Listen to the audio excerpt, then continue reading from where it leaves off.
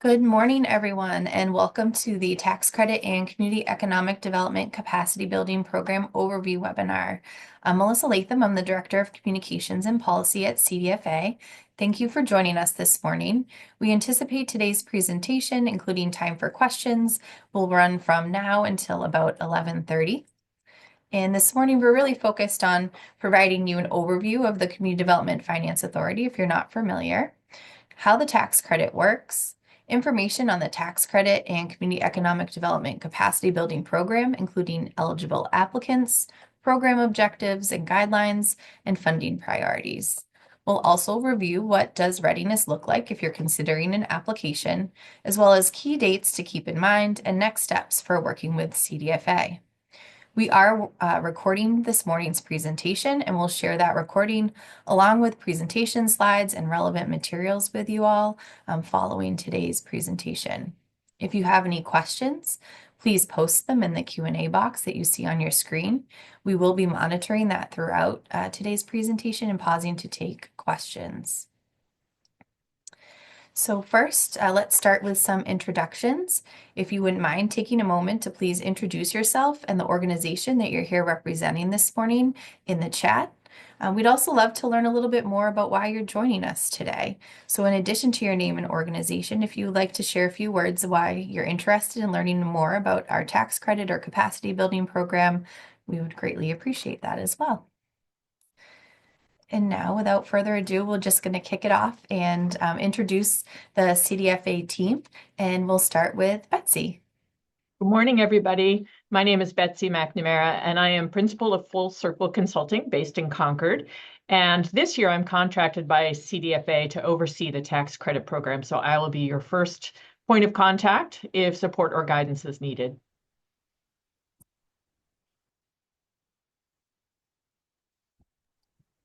Maury, would you introduce yourself as well?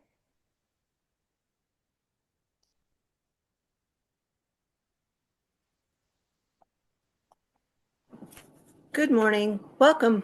I am the Tax Credit Program Manager, and I work directly with tax credit applicants and awardees. I work with projects from the start of their application through the closeout of their award. Good morning, everyone. I'm Molly Donovan. I'm the Director of Economic Development. So nice to have you here today. I work on the capacity building program in the tax credit program, and I'll be sharing some information about that later in the presentation. Hello, everybody. I'm the Director of Clean Energy Finance. My name is Scott Maslansky, and I manage the energy policy requirement for the tax credit program. I'm also one of the reviewers for your tax credit program applications. Good morning. My name is Priscilla Baez. I am the Customer Experience Manager here at CDFA. I am the primary contact for our grant management system, and I also help manage CDFA's grant writing assistance program. Good morning. My name is Nate Olson. I support the CDFA with their grants management system, so you might interact with me if you encounter any technical issues with our platform.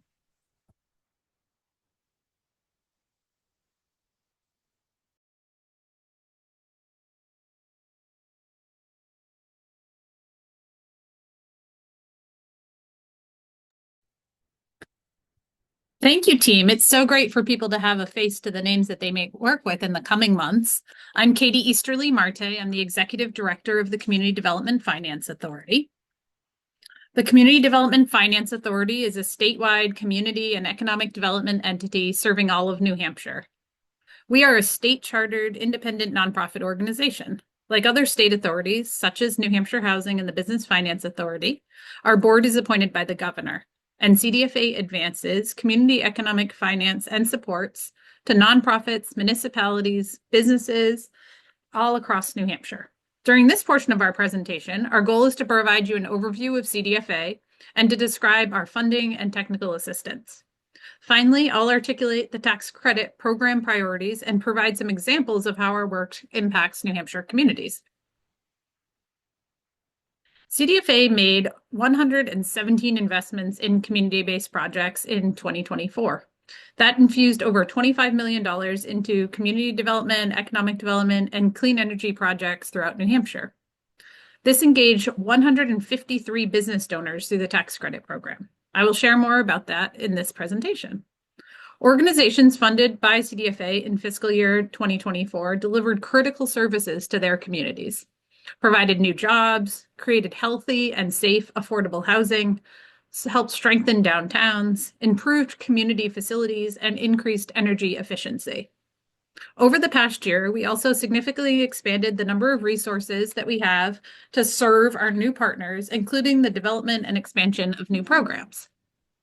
I'll talk at this point a little bit about the programs that CDFA has across our organization, and then we'll really focus in on the programs most related to the tax credit program. So we think of projects in this ecosystem. So the beginning of the ecosystem is often the phase in which you're advancing an idea. The supports that CDFA has to support that are our pre-application assistance. And I really want to focus on our grant writing assistance, because for many, creating an implementation application, like the application of the tax credit program, is beyond the scope of your organization. So the grant writing assistance program will assist you in writing the application if you don't have the capacity to do so. And we'll talk more about that later in this presentation. Finally, the next phase is planning and development. So we have planning grants, pre-development loans, and assessment grants that help you with things like the energy assessment that Scott mentioned. In addition, we have planning grants that support things like architectural and engineering studies and advancement of plans and specifications. But the majority of our resources are in the implementation category.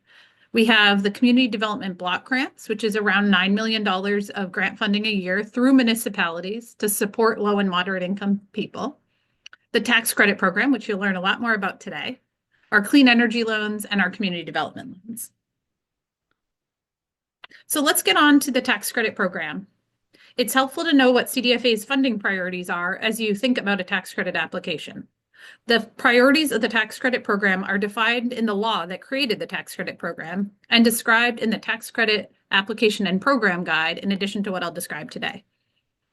Specifically, CDFA's tax credits are allocated to projects that are of public benefit and for a public purpose. We'll define that so you can better sort of understand what we're thinking about there, and can reasonably be expected to address one or more of the following things. They contribute to the development or redevelopment of target areas or target population, which we call priority areas and priority populations. They contribute to the general economic development of the state. The projects increase or maintain employment, and they provide affordable housing opportunities to low and moderate income people. That comes right from the legislation. Now let me talk a little bit more about that so that you can really understand how that aligns to your potential project. As we define those target populations and target areas, we're calling those priority populations and priority areas, and you can see those defined here. These definitions are also in that application and program guide. Your project might have a positive community economic development impact on a priority population as described in the definition, or you may define your own priority population that's being impacted by your project. Either way, we want you to provide evidence, data, information, descriptions from community engagement activities that you've had that really make us understand how you're supporting these areas of work. So to further describe this, I'm going to give you some examples. First, so these are our key funding priorities. First, a key funding priority is building capacity. And specifically to support that, we have the capacity building program. The capacity building program is a part of the tax credit program and provides resources to strengthen nonprofits in building your capacity to specifically advance a community economic development and infrastructure project. CDFA seeks to support its partners and their ability to achieve your mission in communities and to advance that at a critical juncture in your nonprofit's work. One example of this is the Business Alliance for People of Color. BAPOC is a New Hampshire nonprofit that advocates, supports, and promotes businesses owned by persons of color. They leverage local, state, and federal resources to expand diversity, equity, and inclusion for the betterment of minority-owned businesses across the state. Capacity building support from CDFA was used to grow and strengthen the organization so they could continue and advance this important programming. The second priority is the second project that highlights a program priority with CDFA is a community facility. This community facility is 100 Nights in Keene. It provides shelter and crisis-related to support to those at risk of experiencing homelessness in the Monadnock region. The organization's year-round services currently operate, or previously to this project, operated out of 3 separate locations in Keene. To more effectively and efficiently serve individuals and families, 100 Nights developed this facility. The facility leveraged the Community Development Block Grant Program, tax credits, and those were both administered by CDFA. And then alongside that, the New Markets tax credits and a capital campaign. This is a very typical stack of funding. This developed this new 48-bed emergency shelter and resource center. Another priority for CDFA is to advance affordable housing development. This project, developed by Southern New Hampshire NeighborWorks, is in Nashua, and it's permanent affordable housing. The next priority is to revitalize downtowns. The revitalization of downtowns takes many different investments, and in this example, in the city of Franklin, CDFA made a number of investments through the tax credit and program. This include an investment in the facades of the buildings here in downtown. This captured the audience of the over 10,000 cars that pass through Franklin on a daily basis by renovating the facades and really ensuring that the businesses would capture the economic potential of the people moving through Franklin. After that, we were able to advance in an affordable housing project, a public facility project, and then recently in both phase 1 and phase 2 of the Whitewater recreational attraction here that you can see. This continues to build on the economic possibility of the river that moves through Franklin and bring people to the downtown. All of these investments together build vibrant communities. In this example in Laconia, this shows multiple CDFA investments in Laconia, including solar panels on an affordable housing project right in downtown owned by the Housing Authority, supporting the Belknap Mill to renovate their space and to continue to be an important art and historical hub in downtown Laconia. The redevelopment of the Laconia Theater that's used by the school district, the municipality, and brings lots of art and economic activity to the downtown through various events. The redevelopment of a former church that's right across the street from the middle school into a Boys and Girls Club that provides after-school care, and their organization also provides childcare. And finally, in the last picture here, this is the centralized location of the Lakes Region Community Mental Health Center. They went from multiple separate locations to one location, providing more efficient and better services to the people that they serve. So you can see over the course of about 10 years here, the various investments that CDFA made in the city of Laconia that are really supporting Laconia at creating that visionary, vibrant community that they're most seeking. So these are examples of the program priorities of the tax credit program. And now to provide more information about the tax credit program and how it works, I'm pleased to introduce Betsy McNamara. As Betsy said, she's the principal owner and consultant of Full Circle Consulting, and she's been doing this work and supporting incredible projects across New Hampshire for more than 25 years, including using CDFA's tax credit program, so she knows it very well. And now we have the pleasure of having that expertise actually help to administer the tax credit program this year. So we're very pleased to have Betsy as part of the team, and I'm glad to introduce her so that she can take over on how the tax credits work. Thank you, Katie. Hello, everybody. It's so fun for me to sit on this side of the camera. I've attended many of these as a prospective applicant, and so I'm happy to share what I've learned from CDFA working with them, as well as bring my own expertise and hard-won knowledge about how to apply and for these tax credits. So let me start with an overview. The tax credit program is CDFA's longest serving program established by the New Hampshire legislature in 1999. It's a unique program that awards approximately $5 million in tax credits each year to eligible nonprofits and municipalities. And the range of awards is wide. It goes from $40,000 to $1 million in tax credit awards. But I will stress that both of those are outliers. The average award size is $315,000 over 2 years. But what CDFA really wants is for you to apply for what you need and what you can realistically raise in terms of tax credits. It's a very competitive program. CDFA typically receives 2 times the amount of requests than it has funds to award. And for 25 years now, this program is a proven example of how to achieve local priorities by leveraging public-private partnerships. In fact, few states have a similar program. These tax credits awards do come with some conditions that are secured by a contract, but compared to other state or federal funding programs, it has much less red tape. So this is a public and private investment. So I want to explain a little bit about how it works because it's very different than a typical grant program. The tax credit award comes in the form of a New Hampshire state credit equity, typically over a 2-year period. Businesses who pay New Hampshire state taxes support awarded projects by purchasing the awardee's tax credits. And as a result, the organization receives a cash award thanks to the business. And the business receives a 75% New Hampshire state tax credit for their contribution. It's a true public-private partnership. The donating business may apply the credit to the business profits tax, the business enterprise tax, or the insurance premium tax. And the business has up to 5 years to take the credit.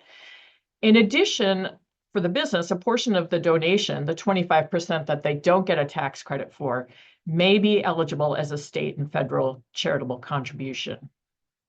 From the awardee's end, if you were to receive an award, a portion of your tax credit award supports the administration of the CDFA tax credit program. So 20% of your award goes to support CDFA's tax credit program, as well as additional statewide investments, technical assistance, data collection, research, and operations. CDFA does not receive funding from the general fund for the tax credit program. So in the application, the system automatically calculates your request, incorporating this percentage into the total funding request. So for example, if your project needs $100,000 for an award, the total tax credit request would be for $125,000. As most of our awardees are nonprofits, this would mean that instead of asking a business for a direct cash contribution, as you would with a traditional capital campaign, you will ask the business to purchase the tax credits that are allocated to your nonprofit. All kinds of business can participate in the tax credit program, so not limited to, including but not limited to banks, insurance companies, manufacturers, automobile dealers, and small local businesses. Basically, any business that pays business profits tax, business enterprise tax, or insurance premium tax. So how does the tax credit process work? There are 3 partners in this process. The organization receiving the tax credits, a donating business, and CDFA. So step 1 is the CDFA awards the tax credit. And for this year, that is based on state fiscal year 26, which starts July 1, 2025. Step 2 is that the organization that received the award, that would be you, if your organization is selected, secures pledges, or otherwise known as a promise from New Hampshire businesses to donate funds to your project. And step 3 is that business sends its donation to CDFA on a chosen date. So the check does not go directly to your project, it goes to CDFA. Step 4, CDFA releases the funds to the project once fundraising has been completed and you are in accordance with your contract requirements. And then step 5 is that CDFA provides the business with a tax credit letter documenting the donation, and they include that with their tax payment, and they just take 75% of their donation right off their taxes owed. So this is an example of the tax savings impact to a business donor. It's just an example. All potential donors should discuss their specific tax savings and implications with a professional tax advisor. So in this example, you secured a $10,000 donation from a business. The business will receive a 75% of the donation back as a tax credit, which is on the second line of the table. Additional deductions to the business profits tax for the remainder of the donation, so $750 in this example, is calculated in line 3. And so this brings the total state tax savings to $8,250. So the original contribution from this donor was $10,000, but the net cost to this donor is less than $1,750. That means the net percentage cost to this donor is 17.5%, or less than 18 cents on the dollar. This is why this is a very popular program with businesses. Additionally, the business could receive federal income tax from savings from a certain amount of the deduction. But truly, the biggest selling point for the tax credit is that a business that purchases tax credits is able to reallocate their tax dollars from the state general fund and invest it directly into projects that benefit the communities they serve. So we're going to talk about, I'm going to give an overview of the tax credit program, but before we move on to this next section, I want to pause to see if there are any questions. Hi, Betsy. We have no questions at this time, but I have no doubt that some are lingering. So if you do have them, please drop them in the Q&A box. We will be pausing as we are right now to answer them, but we'll also have time at the end as well. So please don't hesitate to drop those questions in. Thanks, Betsy. Thanks. Thank you. So this is a high-level overview of the tax credit program. And the very first question is, am I eligible? So who is eligible? Each one of the types of organizations that are listed on this slide are eligible, but most of the applications CDFA receives are from nonprofits involved in community development, and then to a lesser extent, municipal applications. If you're a nonprofit with a fiscal sponsor, it is possible to apply, and CDFA has guidance on its resource hub. And if you have questions as to which types of these organizations your project falls under, just please talk to us. We'll provide at the end of the training lots of opportunities of ways for you to get a hold of us. The program objectives. So in accordance with New Hampshire's RSA 162L, CDFA's tax credit funds are allocated to specific projects or programs that are of public benefit for a public purpose and can reasonably be expected to address one or more of the following objectives: contribute to the development or redevelopment and economic well-being of target areas or target populations, contribute to the economic development of the state, increase or maintain threatened primary employment, provide affordable housing opportunities to low and moderate income people. CDFA does have funding priorities, so applications for the following activities are prioritized: projects that focus on place-based strategies that reinvest in priority populations and priority areas.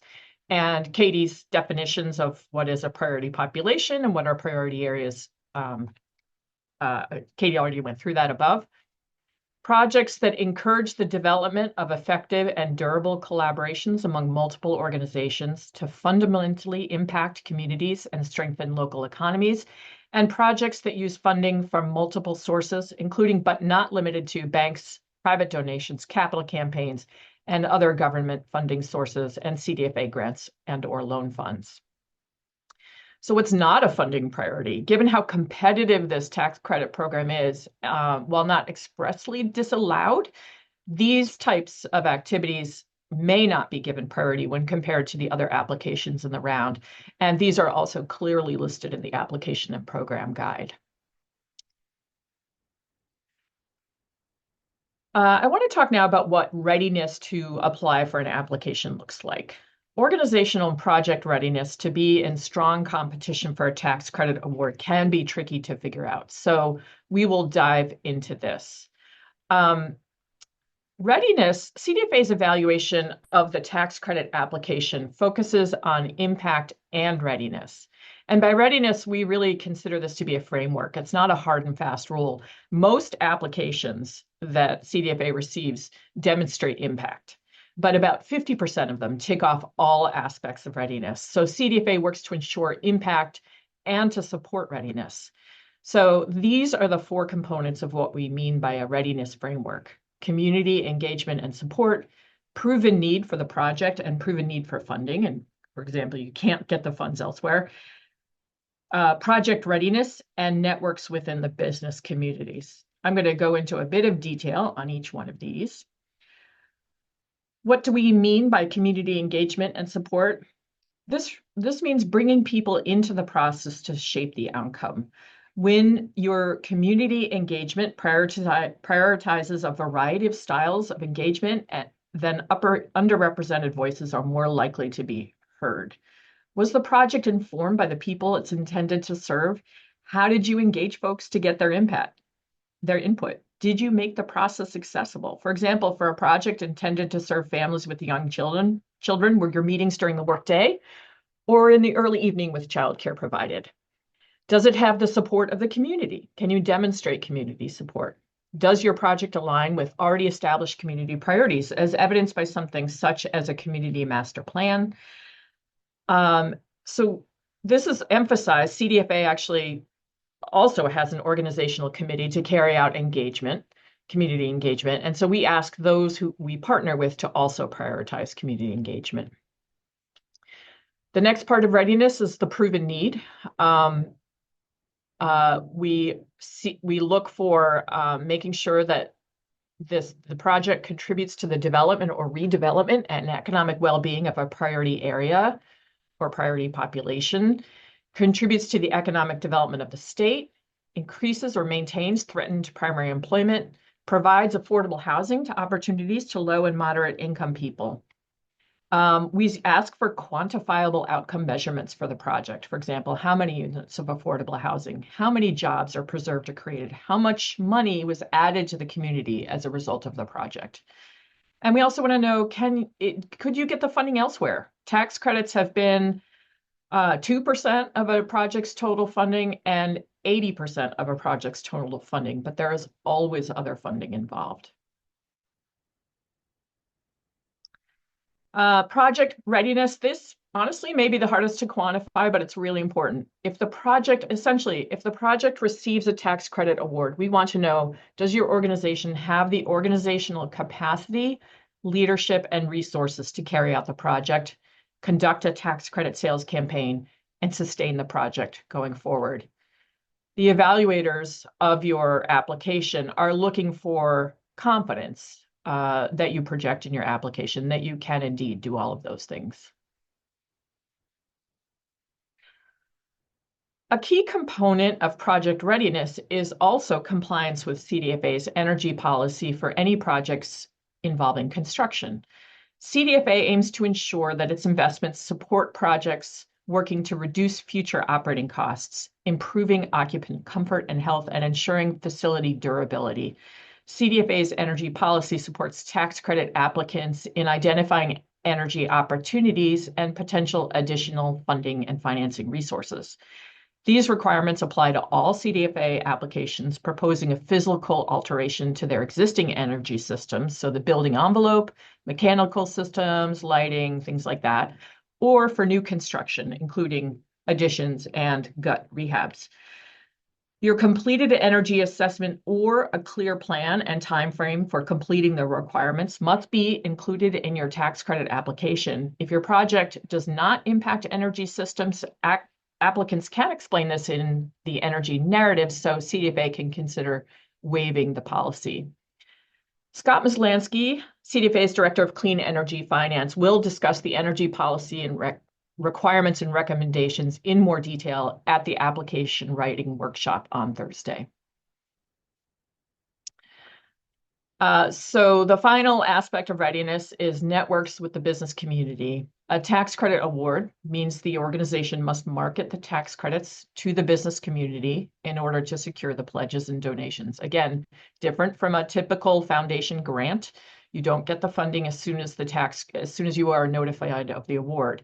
It is incumbent on you the organization or project to market those tax credits to the business community in order to secure the pledges and donations. And once the tax credits are pledged and the donations are in, only then does the organization receive the funding. Very often, this process to market the tax credits to businesses requires a structured campaign. Does your organization have the business networks needed and the capacity to carry out such a campaign? You'll have the opportunity to tell us that in your application. And finally, this is an example or a chart that talks about how evaluation is done. CDFA receives applications demonstrating many different levels of readiness and public benefit and public purpose. So yours will be most competitive if you can demonstrate both high public benefit, public purpose, and a high level of readiness.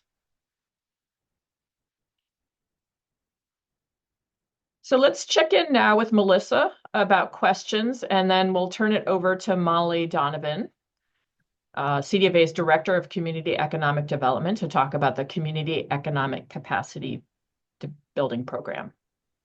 Thank you, Betsy. So the first question we have here is, what category does a nonprofit early childhood education organization fall under?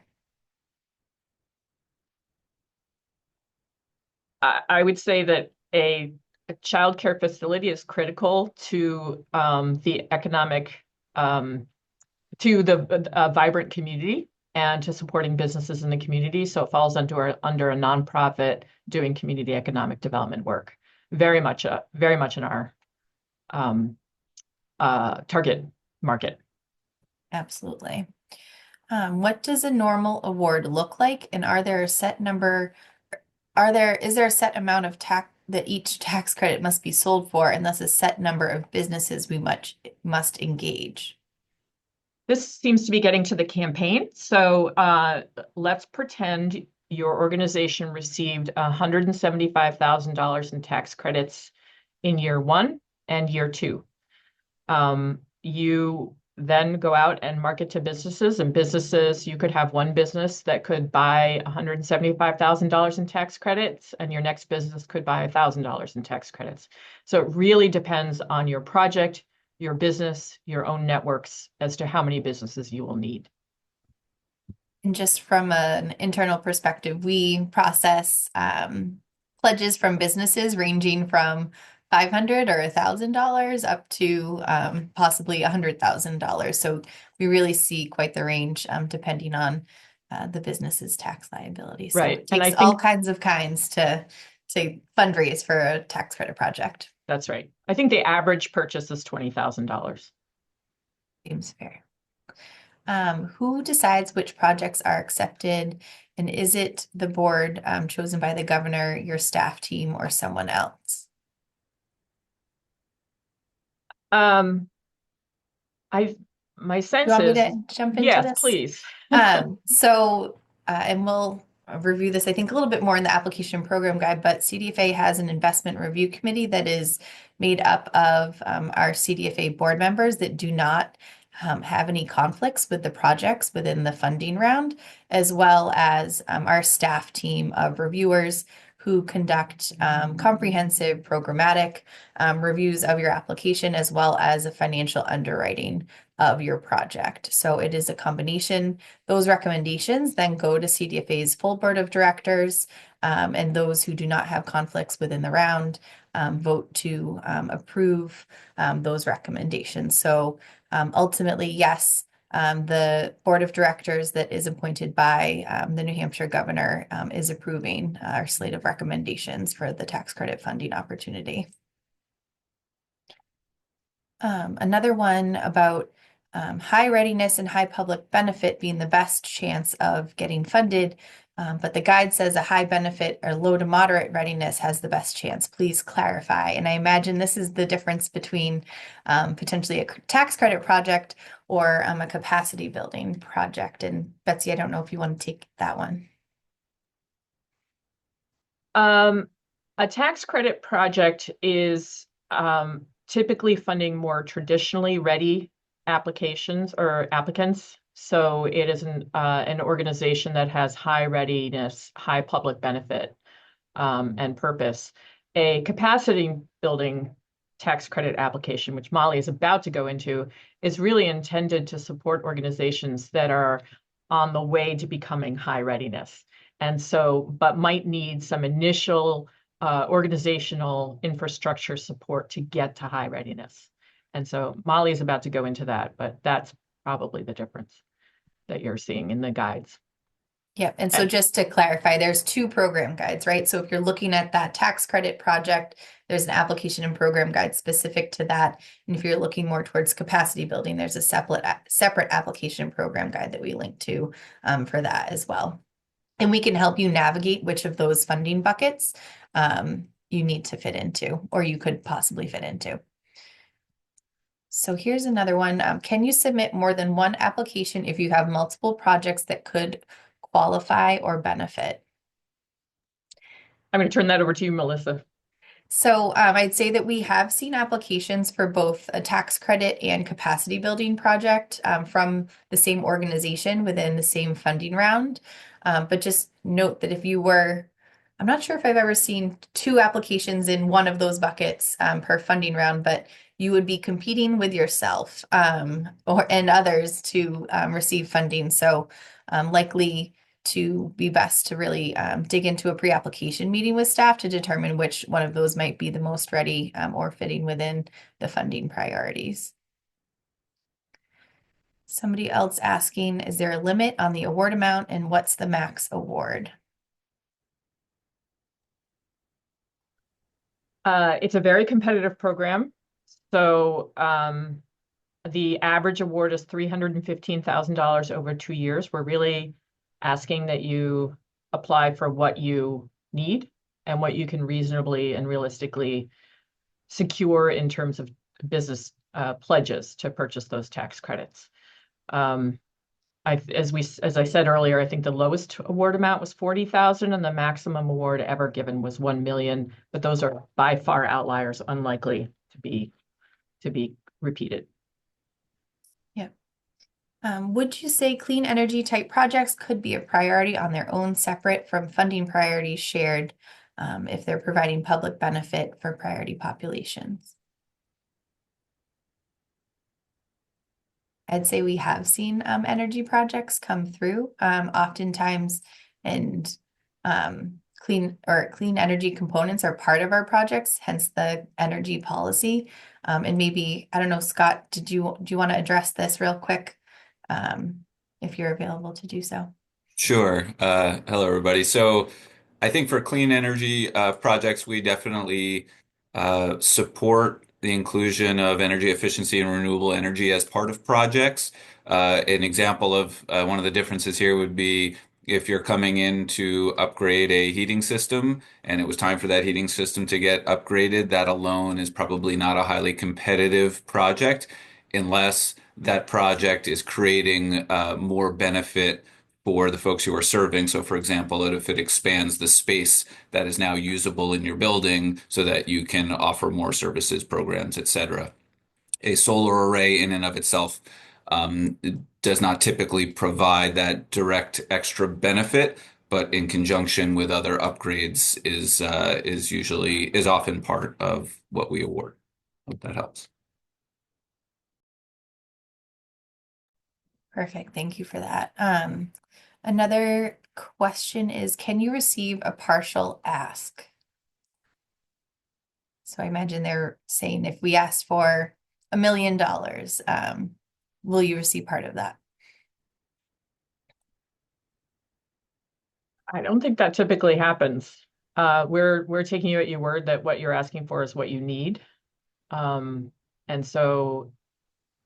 that you cannot find it elsewhere. So you really want to ask for what you truly need. And I think another key item is taking into consideration that, asking for what you need is really important because we want you to be successful and we want to understand that the funding levels that you receive from CDFA are going to help you be successful. So we don't want anything to deter that if we're funding you, of course. And the other item I would think about is in a competitive grant round, considering, asking for $1 million would be quite the request. So balance your request, as Betsy said, with what you really need, and keeping in mind that it is a competitive grant round.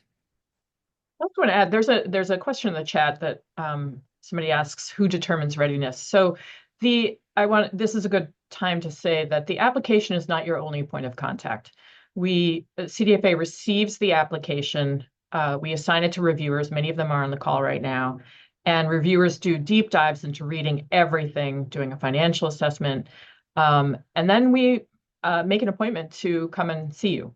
And so if you've applied before, you might have participated in a site visit. So this is our opportunity to ask lots of questions of you. So you have the opportunity to answer questions, and also your opportunity to ask questions of us.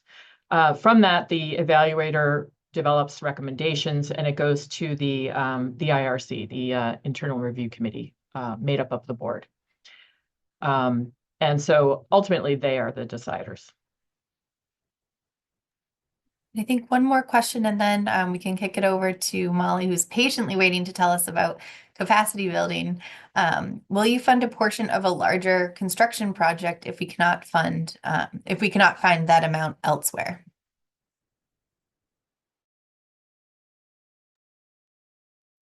Will you fund a portion?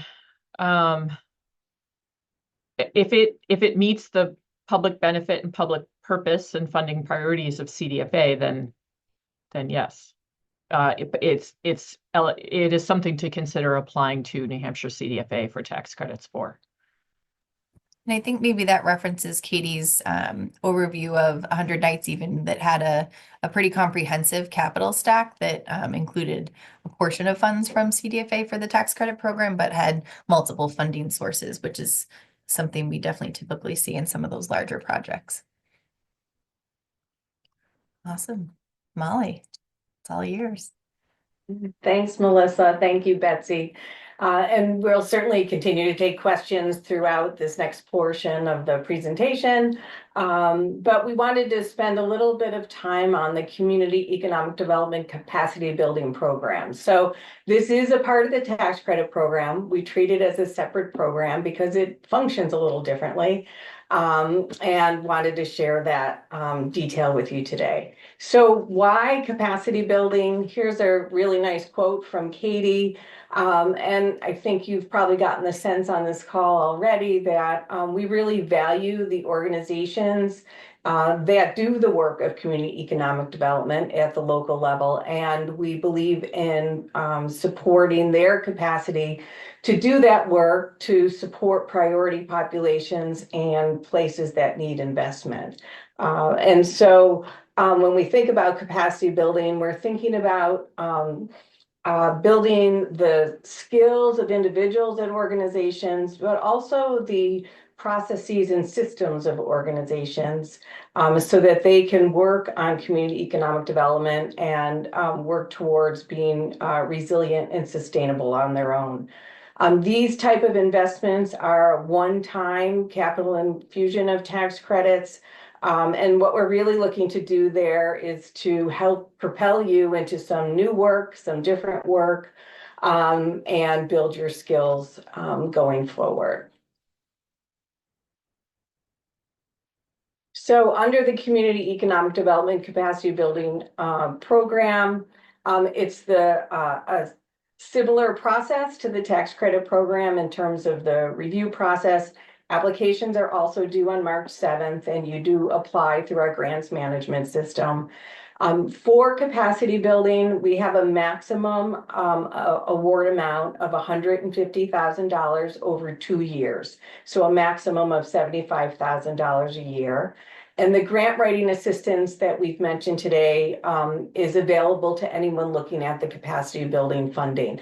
And really encourage you to take a look at that, because oftentimes those who are looking to build capacity don't yet have even the capacity to do the application. And so the grant writing assistance is something that would be, I think, a nice fit for you.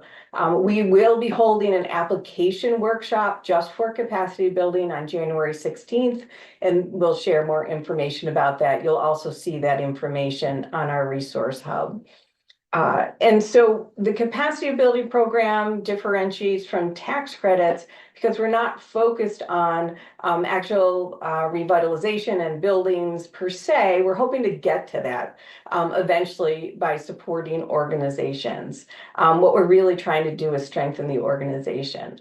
The benefit of tax credits to new and emerging organizations or very small organizations is that we do provide some training and support on fundraising, often something that's new that you're looking for. And we help you build your network of business support in that process. So we do have some funding priorities and capacity building. These are in front of you. And we often have applications that are addressing one of these funding priorities or more than one, or even all of them. We're very interested in collaboration among organizations, nonprofits, municipalities, emerging organizations. As was said earlier, you can be a brand new organization with a fiscal sponsor and come in for an application. Collaboration is really very important and key to the capacity building program. We also are interested in place-based strategies, particularly that are focused on our priority populations to revitalize community and strengthen the economy. So if you're focused on a downtown, a main street, a village center, in terms of the support that you're providing in your community, you would be eligible to come into the capacity building program. And this is where you might be looking for funding to help determine if a project might be eligible further down the road. You're not ready to do the revitalization, but you're doing that early table setting and getting ready for the place-based revitalization. We also look for innovative models of governance, initiatives, programs, organizations. If you have a demonstrated need for something new, something different, something innovative you want to try in community, please come to us through the application and pre-application process and talk to us. We're very interested in supporting organizations to try new and different things.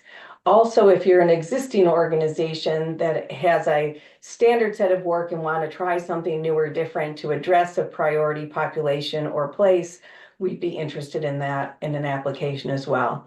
And then finally, community engagement, as was said earlier, in terms of the tax credit priority, this is also a funding priority within the capacity building program. And so if you're in the early stages of thinking about revitalization effort and you need to engage your community and are looking for ways to do that, or expertise or consultancy in terms of doing that, that is often part of applications to capacity building. We do fund consultants for much of the work we're doing. We will fund staff for new initiatives, but that is a one-time infusion, and we have an expectation that you'll have a plan of how you might fund that staff person following the 2 years of the tax credit program. And again, we're focused on priority populations and places. We think about capacity building, and when we've looked back at our program over the last several years, what we're seeing is that we're typically funding organizations that are in their early stage of development. And so encourage those who are really new to this to reach out and let's have a conversation. And many of the organizations that we are hearing from are working with priority populations. Many of the organizations are in that very unique stage of nonprofit development where they're moving from all volunteer to a first staff person. And this is often related to the final piece of early stage organization, and that is that you have a visionary leader and now you need to run the organization. So you may have a critical new emerging topic. You've been a leader around the state or in your region or your local community, sharing information on an important topic and how to address that in your community. Now you need to put the structures in an organization, develop programs, and do some studies on how you're going to move forward on that topic. And so those are typically the things that we are supporting. Here's a picture of Positive Street Art and some recent work that they did. They have a capacity building tax credit from us. They came into us with a really nice network of businesses that they knew, so they were able to work towards selling the tax credits. And they really are moving from this all volunteer to staffing their organization with some visionary leaders that have been out working in the state for several years right now. So our one-time infusion helps move them forward. We do support organizations that are growing and changing. Here's actually a picture of New Hampshire Preservation Alliance. So this is a long-time successful nonprofit in the state of New Hampshire who really began to understand that there was a need for more tradespeople around the state.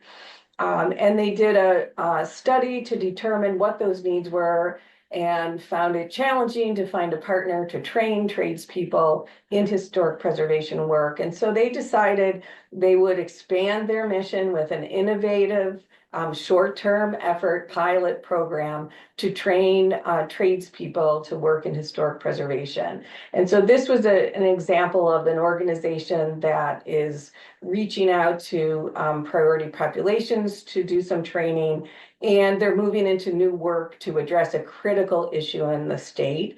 We also like a project like this, and many of the things that we fund, we're looking to see whether they can be replicated across the state through this organization or other organizations. So as I said, with our funding priorities, we're really looking for efforts that are innovative and new and different to try to address the challenges and the issues that we're facing in New Hampshire. And then finally, equally as important is we're really interested in supporting organizations that are moving towards investment in community economic development. This is a picture from Granite State Adaptive, who came into CDFA for a capacity building grant to look at developing a strategic business plan and a capital campaign. This was an organization that was functioning out of the executive director's home and was looking to eventually have their own facility for the program they do with people with disabilities. And so they came in first for a capacity building program to understand what they would need to do to eventually move towards having a facility and needing to fund that facility. We're also seeing the opposite. We're seeing some organizations who've already been funded either through CDFA or through other sources that have a new facility and are finding that there are community partners reaching out to them to expand programming because of a new facility. And then we often have those organizations come into us trying to understand how they will expand their capacity within their new facility as it relates to community partnerships and collaborations in their community. So really important, Katie mentioned this early on, that we're really focused on moving folks towards investment in the built environment. And so we like to see that, we can see that on either side of a capacity building application. So that's just a preview of capacity building and this part of the tax credit program. As I said, please reach out. I'm happy to meet with you. We often find applicants aren't sure if they fit in tax credits or capacity building. We will talk you through that and happy to have that conversation and invite you to our webinar on January 16th for the more details on the application, and happy to take questions. Thank you. Thanks, Molly. We'll share links to register for those workshops as we close out our presentation today. So we are seeing some questions come through. The first one is, are community development capacity building applications competing with other standard tax credits for funding, or is it its own funding pool? That's a great question. It is its own funding pool and they're treated separately. We have a similar review process that you described earlier, Melissa, but they're treated very differently in terms of what we're looking for and what the dedicated funding to each side of the house. Great. Can we receive both capacity building and tax credit funding? Yes, and maybe. As I think you said earlier, Melissa, we often see applicants come in for one and then come in for the other. Occasionally, we've seen someone come in for both. I think a pre-application meeting really helps with that, to determine what's the best process for you on that, but you can come in for both. One consideration there would also be your capacity to fundraise for both types of projects simultaneously. So just thinking that through, as both programs would require a level of fundraising, that cumulative amount. I'm not seeing any additional questions come through, but again, we should have time towards the end of the presentation as well to answer any questions that come up specific to capacity building or otherwise. So with that, I'd say let's have Betsy bring us through the rest of the slides. Melissa. So our next section is, what is it like to work with CDFA, and what resources are available to you from CDFA as you're working through your decision-making process about whether to apply or not, which of the tax credit applications to go for, and then as you're actually doing the application. So the first thing I want to talk about is that CDFA is really interested in supporting its community partners well beyond the deployment of resources. It's dedicated to ensuring the long-term success of the organizations it supports by providing ongoing technical assistance and assisting with network building, asset management, compliance, as well as analyzing data and outcomes. So specifically, technical assistance. Across all of CDFA's programs, we offer technical assistance, advice, application guidance, compliance support, and connections to other funders. And we work closely with partners to find creative solutions and offer guidance on project development, strategy and planning, implementation and finance, among other topics critical to successful community economic development efforts. For network building, successful community economic development efforts require a broad strategy and investments that revolve around the people living and working in our communities. So supporting these strategies requires comprehensive community-based networks. CDFA is focused on helping partners make meaningful connections that build collaboration and capacity while maximizing impact and unlocking the potential within our communities. Project management, CDFA support, we provide a lot of support as projects sell the tax credits and utilize the funding. And then finally, data outcome and analysis. CDFA collects data for projects to use in support of proposals, and you'll hear a lot more about this in the application overview workshop on Thursday. We do require that projects use data to strengthen your case so that your case to us that your project has strong public benefit and public purpose. And as mentioned earlier, we also ask that you quantify measurable and realistic outcomes. And we can support you in the creation of those outcome measures as you're applying. So the next slide, pre-application assistance. CDFA works closely with potential applicants during the pre-application phase to understand your organizational needs and project needs, align those needs with our technical assistance and financing resources, and understand other potential sources of support, as well as help strengthen the project's capacities for success by addressing any potential challenges early on. The Resource Hub is a wealth of knowledge. You can find it on CDFA's website. It provides increased access to program-related information and resources for our partners. The Resource Hub is an easy-to-navigate online platform that guides partners through the application and implementation phases of all CDFA's programs. Partners using the Resource Hub can expect to find guidance on CDFA program objectives and eligibility, the application process, as well as how to successfully implement a project leveraging our resource. So a pre-application meeting, this is a really important, you're going to have an opportunity to sign up for this later this week. CDFA provides the opportunity for organizations with potential projects to meet with CDFA staff in advance of pursuing an application within our programs. We will be sharing instructions on how to request a pre-application meeting for the tax credit and community economic development capacity building programs when we send follow-up materials later this week.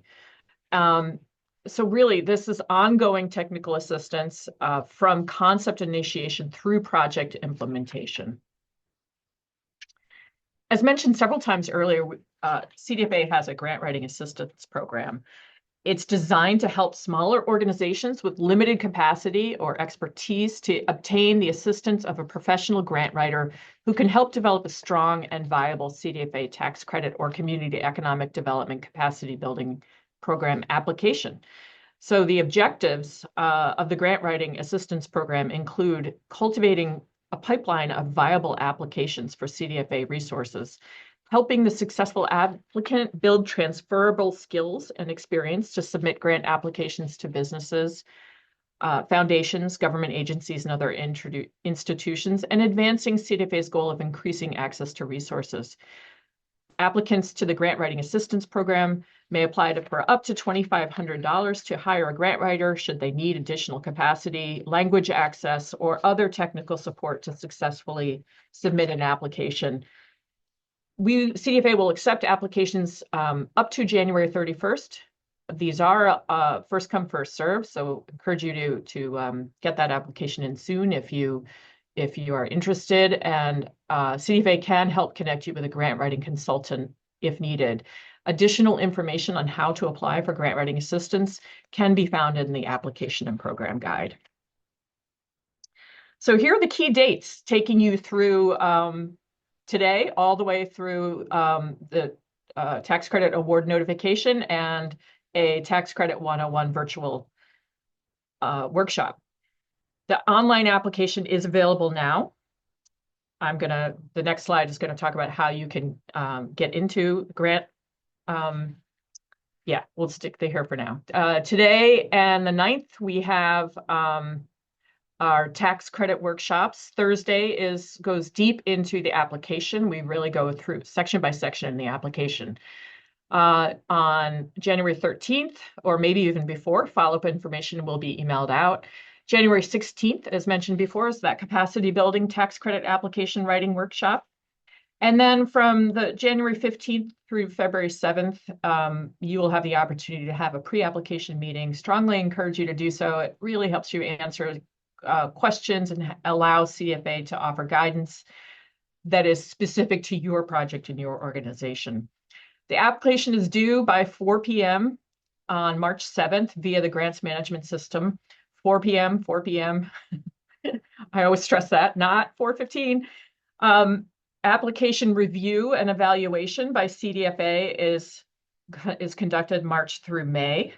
And then the week of June 9th, organizations receive a notification of a tax credit award or that it was not awarded a tax credit allocation.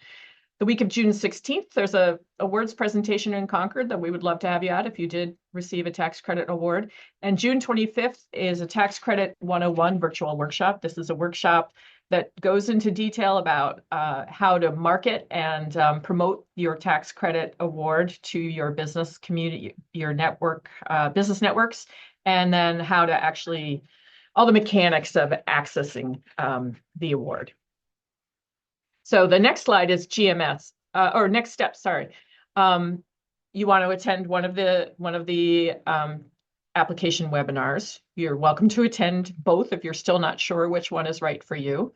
You want to sign up for Grants Management System, or GMS. And then your step 3 is to do a pre-application meeting for CDFA staff. I see that Melissa just dropped in the link the registration for how to register for these upcoming application webinars. And then finally, here is the grants management system.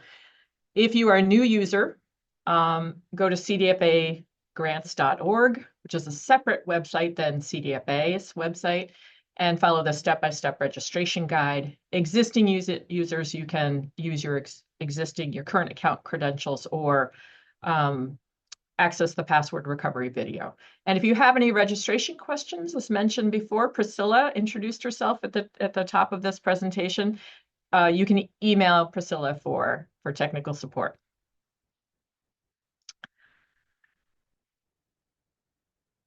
So that is our presentation, we are now going to open it up for questions.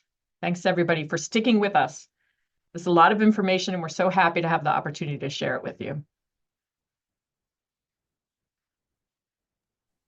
Absolutely. Thank you, Betsy. I'm not seeing any questions come through at this time, but we'll probably give it a moment just for some of that information to sink in and see if anything comes up for folks.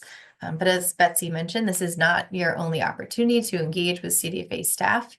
We hope that if this has propelled you to consider an application, that you join us at one or both of the upcoming webinars, and then also schedule a pre-application meeting with CDFA staff.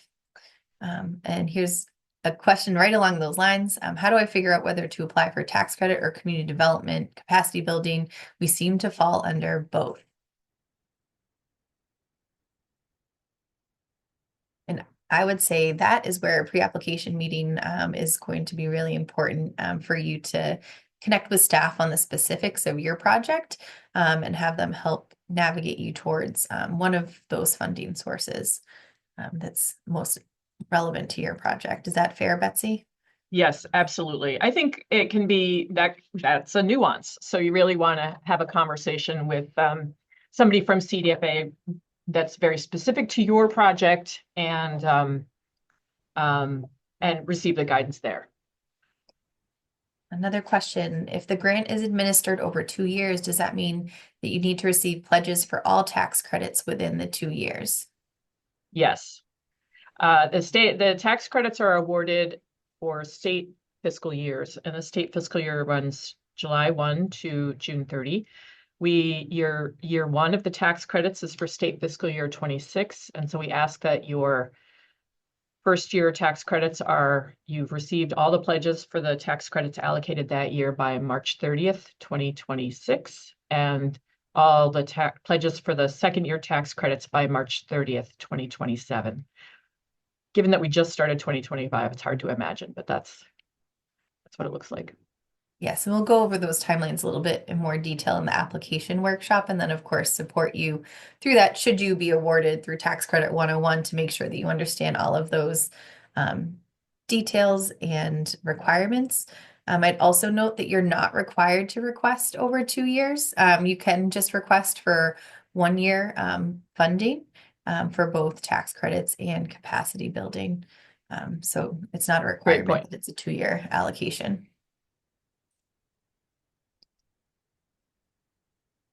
I am not seeing any additional questions at this time. So with that, somebody said, are we eligible to, will this run again? Oh yes, I think Scott might have answered that one.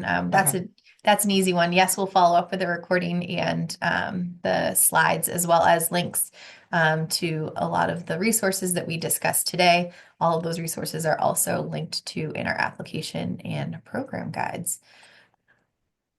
Let me just make sure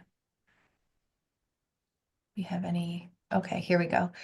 So if a company owes taxes by July 1, 2025, they would not be able to help us this year. So yes, it would have to be for taxes, business liability with their taxes from July 1, 2025 onward.